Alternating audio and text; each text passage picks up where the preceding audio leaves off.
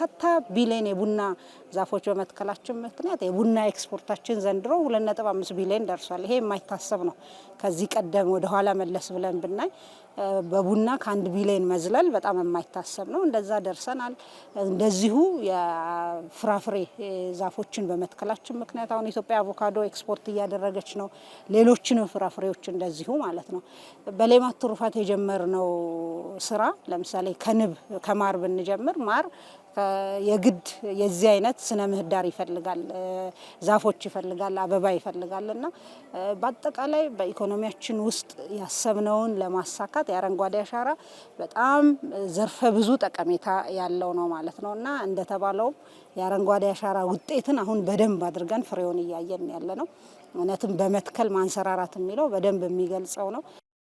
ግሪን ሌጋሲ ለትውልድ የሚበረከት ስጦታ ቢሆንም በሀገራችን ውስጥ መልሶ ለኛ እየከፈለን እንደሆነ በተግባር አይተናል።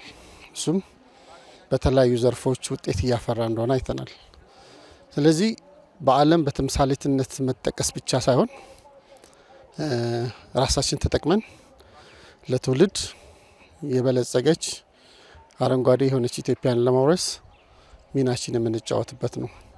ይህን ማሳካት አካባቢያችንን ምቹ ከማድረግ ባለፈ ሁለንተናዊ እድገትን ለማምጣት ለኑሮ ምቹ የሆነ ሀገርን ከመፍጠር አንጻር ከፍተኛ አስተዋጽኦ አለው። በዚህ ሂደት ውስጥ እንደ ዜጋ ተሳታፊ በመሆኔ በጣም ደስተኛ ነኝ። በጋ ላይ ያልነበሩባቸው ቦታዎች ላይ ዛሬ ምንጮች እያገኘን እንገኛለን። ምንጮች በጣም እየበዙ ነው ያሉት። ሁለተኛው ክረምት ላይ መጣ የነበረው ጎርፍ ይቀንስና ወደ ከርሰ ምድር እየገባ በጋ ላይ እየወጣ ይገኛል ማለት ነው። ከሱ ጋር ተያይዞ የውሃ መጠኑ በቀነሰ ቁጥር ዝናብ ሲመጣ መጀመሪያ ላይ አፈር ሳይሆን የሚያገኘው ዛፎችን አግኝቶ ቅጠላቸውን ያገኝና ዲስፔት ያደርጋል። ዲስፔት ሲያደርግ መሬት ላይ የነበረው መሸርሸር ይቀንሳል ማለት ነው። ስለዚህ ያለን ውሃ ሀብቶቻችን መጠኑም ይጨምራል። በውሃ ውስጥ የነበረው የደለል መጠንም ይቀንሳል። የውሃ ደለል መጠን መቀነስ ማለት ደግሞ የግድቦቻችን እድሜ ማራዘም ማለት ነው። የከርሰ ምድር ውሃችን በጣም በጎለበተ ልክ ሰዎች በሁሉም አካባቢ ውሃ ቆፍሮ ማግኘት ይችላሉ። ያልነበሩ ሐይቆችም ተመልሶ መጋገም ችለዋል። ለዚህ ማሳያ አለማያ ሐይቅ ነው። አለማያ ሐይቅ ላይ ከግሪን ሌጋሲ በፊት አልነበረም። ከዛ በኋላ በተሰሩ ስራዎች በአቅራቢያው በሚሰሩ መሆን የማይገባቸው ውሃ ወጣት ዘዴዎች ሲቆሙ ሐይቁን ዛሬ አለ ማለት ነው።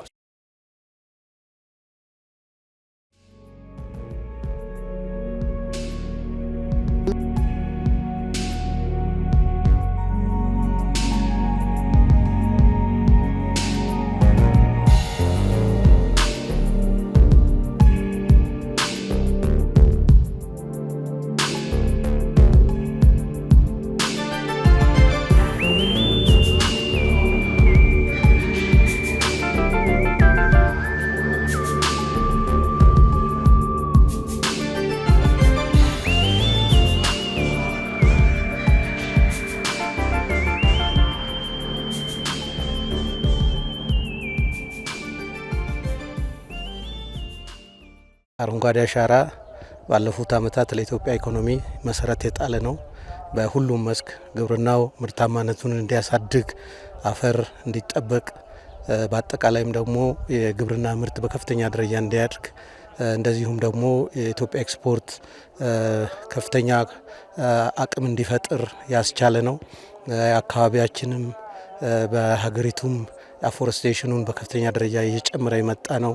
ስለዚህ ለኢኮኖሚያችን መሰረት በመጣል ኢትዮጵያ እንድታንሰራራ እያደረገ ነው። መላ ሀገራችን ሕዝቦች እንደተለመደው ሁሉም በየሰፈሩ በየአካባቢ በተራቆጡ ቦታዎች በወንዞች ዳርቻ እንዲተክል በዚህ አጋጣሚ ጥሪ ማስተላለፍ ፈልጋል።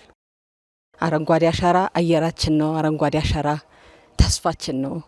እንደኛ ደግሞ በጤናው አቅጣጫ ደግሞ ስንመለከተው መድኃኒታችን ነው። መድኃኒቶች የሚመረቱት ለመድኃኒትነት ከሚውሉ ዛፎች ውስጥ ነው።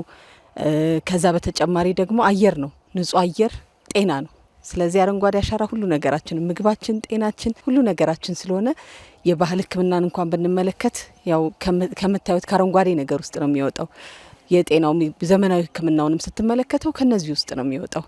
ተስፋ ነው፣ ትውልድ ነው። ለዚህ ደግሞ አሻራ መጣል ትልቅ እድል ስለሆነ በጣም ደስተኛ ነኝ። ኢትዮጵያ እንደሚታወቀው በአረንጓዴ ልማት ላይ በጣም ከፍተኛ አስተዋጽኦ ከሚያደርጉ ሀገሮች መካከል ነች። በጣም ለብዙ ዓመት የቆየ በጣም አኩሪ የሆነ ባህል አለን። ይህን በማስቀጠል ደግሞ በሁሉም ደረጃ ያለን ሰዎች ተሳትፈን ኢትዮጵያን አረንጓዴ በማልበስ ለልጆቻችን ለልጅ ልጆቻችን የተሻለች ሀገር ለማስረከብ ሁላችንም በየበኩላችን ጥረታችንን ማጠናከር አለብን እላለሁ።